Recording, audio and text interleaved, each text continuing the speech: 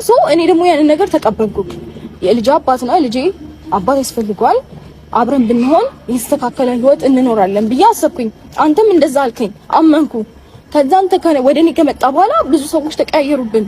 እንዴ በጣም ብዙ ሰዎች ሊረብሹን እየሞከሩ ነበረ። እሺ ኦኬ፣ እሱ ኖርማል ነው።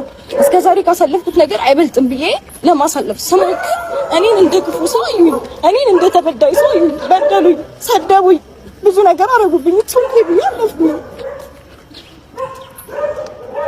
እሺ በመጀመሪያ ደረጃ ሩታ ተረጋግተሽ ለማውራት ሞክሪ። እዚህ ጋር ምንም ማልቀስም ምንም ነገር ምንም መፍትሄ የሚያመጣው ነገር የለም። ስለዚህ በመጀመሪያ ደረጃ ይሄው የምታያቸውን ነገሮች እኔ አንቺን ይቅርታ መጠየቄን ምንም ማስታውሰው ነገር የለም። ስለዚህ ለኔ ይሄም ነገር አዲስ ነው፣ ማቆ ታሪክ ነው፣ አለቀ።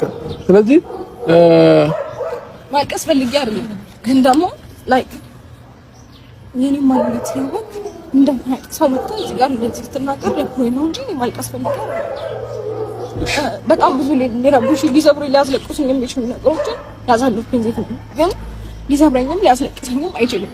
ግን ደግሞ አንተ እኔ ብለህ ስትመጣ የልጄ እናት ትሻለኛለች እሷ ምን መርጫለሁ ብለህ ስትመጣ ከእህት ጀምሮ በጣም ብዙ ሰው ተቀይሮብኛል። ገባ? በጣም ማለት ኢቭን ከሷ ጋር እየተባበሩ እኔ ቤት እየረበሹ መጥተዋል። እየተመካከሩ በጣም ብዙ ነገር እኔ ላይ ለማድረግ ሞክረዋል። ኢቭን እኔ ወደ እናት አባት ቤት ስትሄድ እንኳን አላውቅም ተደብቄ ነበረ። የኔ ልጅ እናት ሆኜ ለሷ ነው እየተነገረ የነበረው። ገባ? ስለዚህ እኔ አንተን ይቅርታ ስጠይቀኝ ኦኬ በቃ የልጅ አባት ነው፣ ተጸጽቷል፣ እኔ ፈልጓል፣ ህይወቱን መምራት ፈልጓል፣ ትዳሩን መርጧል፣ አብረን መሆን እንችላለን ብዬ ያሳለፋችሁ ብዙ ነገር የደረሰብኝ ሲል ነኝ። ገባ? ያን ሁሉ ነገር ትቼ አክሰፕት ሳደርግ አሁንም በጣም ብዙ ነገር እኔ ሊሰብረኝ ሞከረ። አሁንም እነሱ እኔ እንደ ጥፋተኛ እኔ ለመስበር እጅግ በጣም ብዙ ርቀቶችን ሄዱ። ያንንም ኢትስ ኦኬ ብዬ አሳለፍኩት። አሁን ደግሞ አንተ ሌላ ነገር ተነግሮ መጣ። እንደዚህ ተረጋጊ። በመጀመሪያ ደረጃ ተረጋጊ። ሩታ ይኸውልሽ ስሚኝ፣ ተረጋጊ።